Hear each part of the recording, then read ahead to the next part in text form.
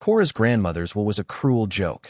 To inherit her fortune, she had to survive for 30 days with no money in her abandoned, crumbling mansion. Her greedy aunt and uncle were watching, waiting for her to fail. She thought her grandmother's final wish was a punishment. She had no idea it was a breadcrumb trail that would lead her to the truth of who her grandmother was and who she was meant to be. Kora's grandmother, Matilda Blackwood, was not a warm and fuzzy woman. She was a matriarch, a titan of industry, a woman carved from granite and quiet, calculating ambition. Kora had loved her, of course, but it was the kind of love a small, nervous foot soldier has for a distant and deeply intimidating five-star general. In her grandmother's eyes, Kora was a disappointment, a quiet, artistic girl with a mountain of student debt and a distinct lack of her own ruthless ambition. So, when Kora was summoned to the reading of her will, she expected nothing. She sat in the stuffy wood-paneled law office, a small, insignificant island of second-hand clothes, adrift in a sea of her relatives' expensive, tailored mourning attire. Her aunt and uncle, Marcus and Brenda, were the stars of this particular show. They sat in the plush chairs opposite the lawyer's desk, their faces a perfect practice performance of somber grief. But their eyes, their sharp, greedy eyes, were gleaming with the thrill of the impending financial kill. The lawyer, a man as old and as dry as the documents he was reading, began. He listed a few minor bequests to charities, and then he came to the main event, the disposition of the Blackwood estate, a fortune rumored to be in the tens of millions. The entirety of my remaining estate, the lawyer read, his voice a dry, reedy thing, including all properties, stocks, bonds, and liquid assets I leave in its entirety to my beloved granddaughter, Kora. The silence in the room was absolute. Kora just stared, her own mind a complete white blank. And then she looked at her aunt and uncle. Their faces, which had been so full of a smug, confident expectation, were now a mask of pure, ugly, and deeply satisfying shock. But then the lawyer cleared his throat. However, there is a condition. The smug, predatory smiles began to creep back onto her relatives' faces. My granddaughter's inheritance, the will continued, is entirely and completely contingent upon the successful completion of a single final task. She must, for a period of no less than 30 consecutive days, reside alone in my old and currently uninhabited country mansion, Blackwood Manor. The lawyer looked up at Kora over his glasses. The terms are specific. You must arrive with nothing but the clothes on your back. No money, no phone, no outside contact. You must survive on whatever you can find within the bounds of the property. Your aunt and uncle, he gestured to her now beaming relatives, have been appointed as the official monitors of this test. They are permitted to check on you once a week to confirm that you have not left the grounds. If you fail or if you quit at any time, the entirety of the estate in full reverts to them. The room was silent again, but this time it was a different kind of silence. It was the silence of a cruel and deeply personal joke, a final posthumous act of psychological warfare from a grandmother Kora never truly understood.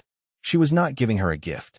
She was punishing her for her softness, for her lack of her own ruthless survival instinct.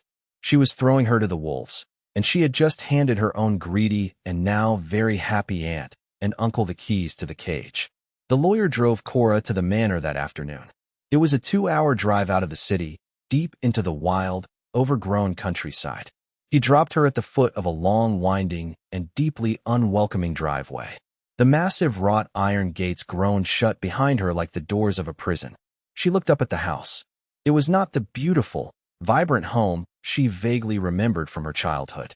It was a ruin, a dark, gothic, and deeply intimidating silhouette against the gray, unforgiving sky. The windows were boarded up, the paint was peeling, the gardens were a wild, entangled jungle. Her aunt and uncle thought this was a test of her endurance, a game they were certain she would lose. Her grandmother, Kora thought, as a cold, hard rain began to fall, had simply designed the most elaborate and most cruel punishment she could imagine.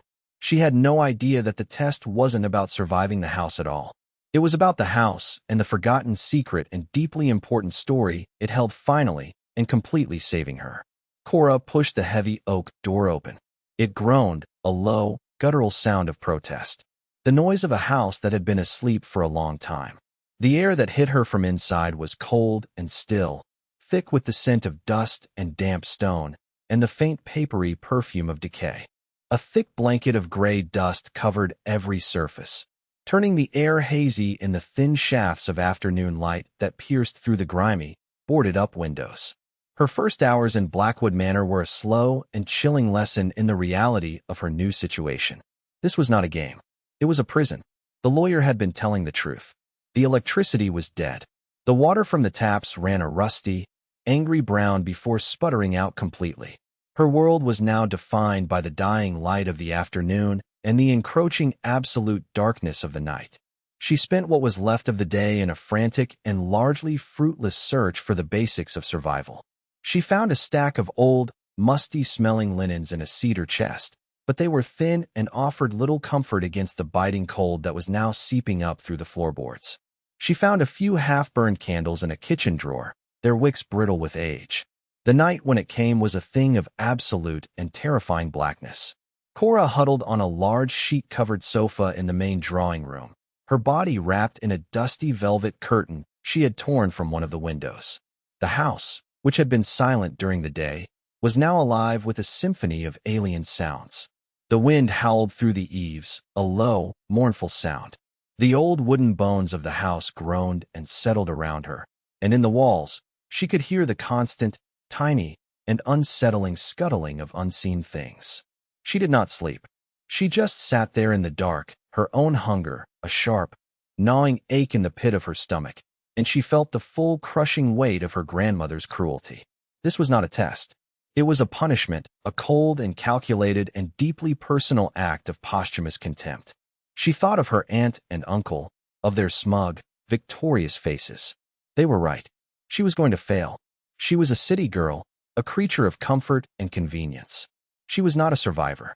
She decided then and there in the cold and the dark and the profound and absolute loneliness of that terrible night that she would quit in the morning. But the morning when it came brought with it a new and unexpected ally, the sun. It streamed through the tall, grimy windows, chasing the worst of the shadows from the corners of the room and turning the dust motes into a swirling golden galaxy. The house, in the light of day, was not a monster. It was just a sad and very old and deeply, deeply neglected house. Driven by a hunger that was now a raw and undeniable force, Kora began a more methodical search. She went to the kitchen, to the large walk-in pantry at the back. It was mostly empty, a sad and dusty graveyard of expired spices and empty jars. She was about to give up to admit her final pathetic defeat when she saw it. On the very top shelf, tucked away in the back, was a single solitary and beautifully preserved glass jar. It was a large jar of her grandmother's famous home-canned peaches, the ones she used to make every summer. And beside it, as if left there by a ghost, was a small, old-fashioned, and rust-free manual can opener. Her hands were shaking as she took the jar down. The lid was sealed tight, a testament to her grandmother's skill.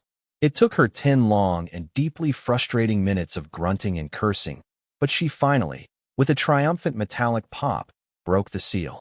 She sat on the dusty checkered floor of her grandmother's old kitchen in a pool of golden morning sunlight and ate those peaches with her bare hands. They were the single greatest and most delicious thing she had ever tasted in her entire life. They tasted of summer. They tasted of a life she had forgotten. They tasted of hope.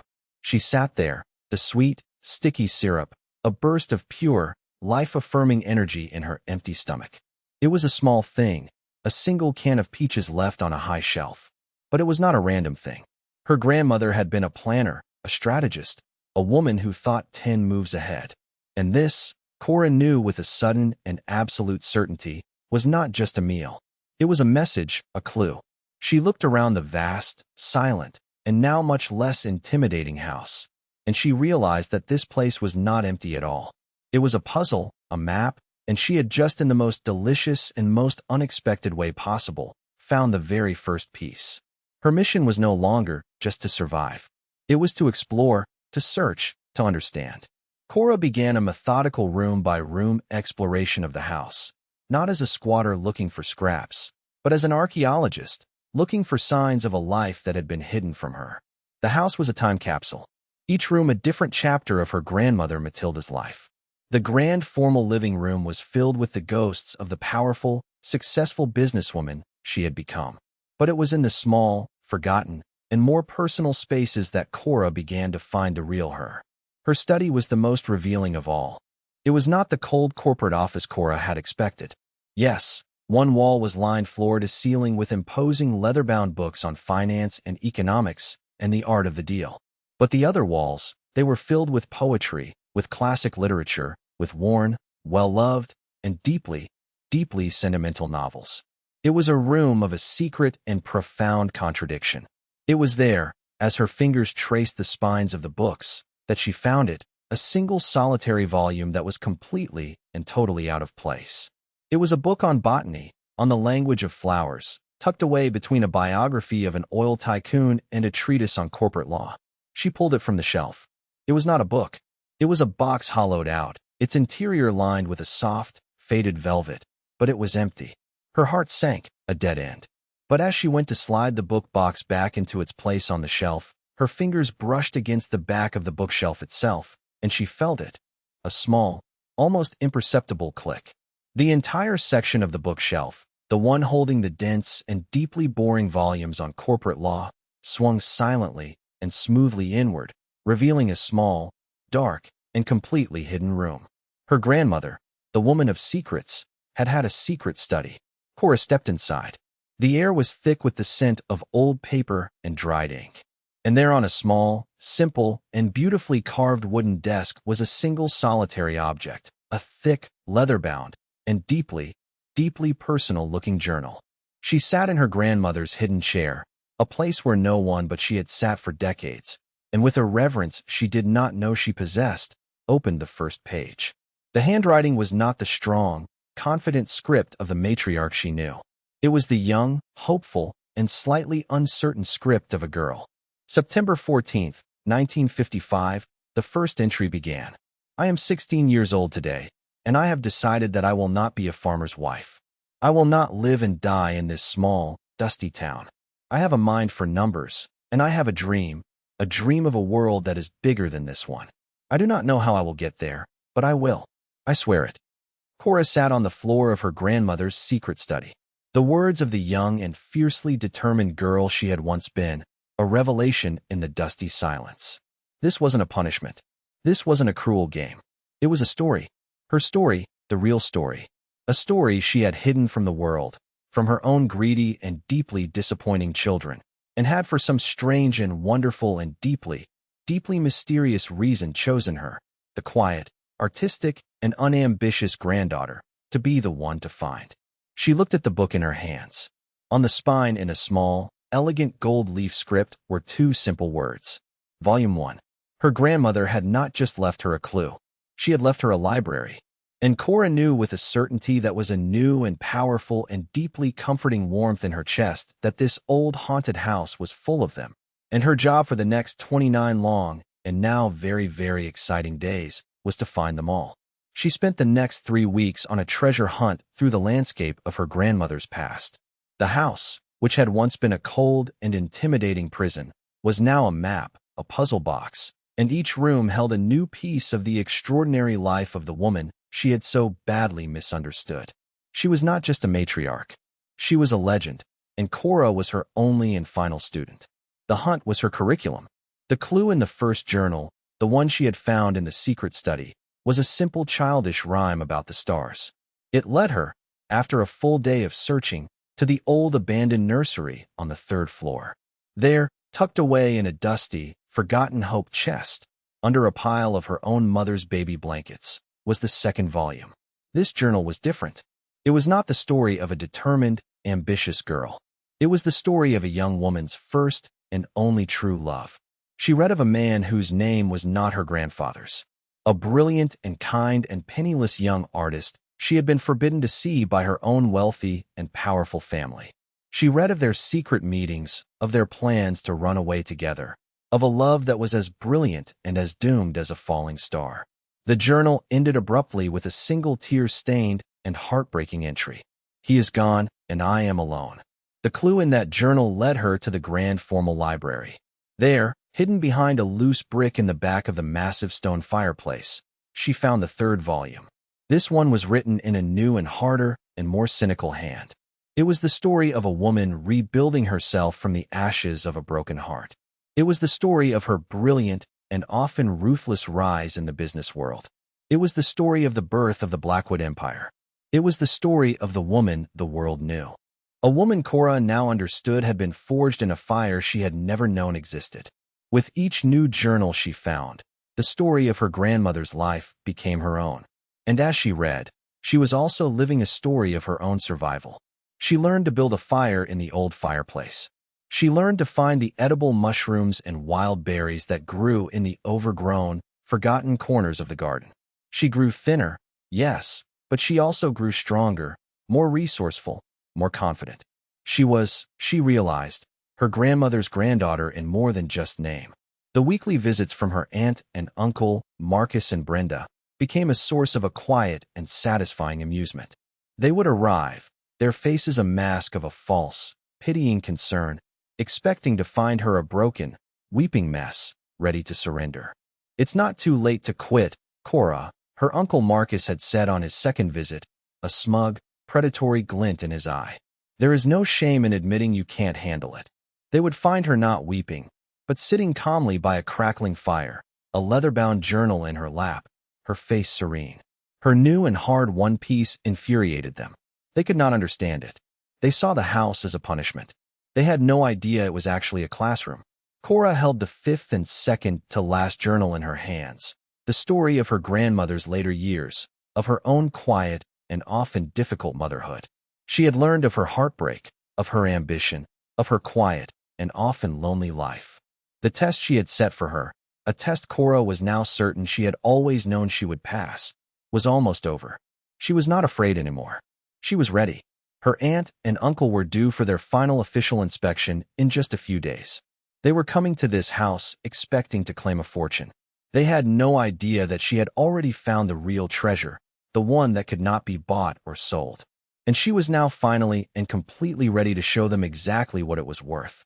The knock on the front door, when it came, was a jarring intrusion. It was them, her aunt and uncle, Marcus and Brenda, arriving for their final official, and she was sure triumphant inspection. Kora did not run. She did not hide. She walked to the door, a new and unfamiliar sense of purpose in her own heart. They were a sight to behold. They stood on the front porch dripping with expensive designer gear. Their faces a mask of a smug, predatory, and deeply satisfied confidence. They were here for the final easy kill. "Kora, darling, there you are," her Aunt Brenda said, her voice a sweet, cloying purr. "Don't tell us you've given up. It's so close to the end. Your father and I were just about to check the property for any irregularities before we assume ownership of the estate." Kora just looked at her and at her uncle Marcus, who was standing there with a clipboard, a pen poised, a look of a cold, business-like impatience.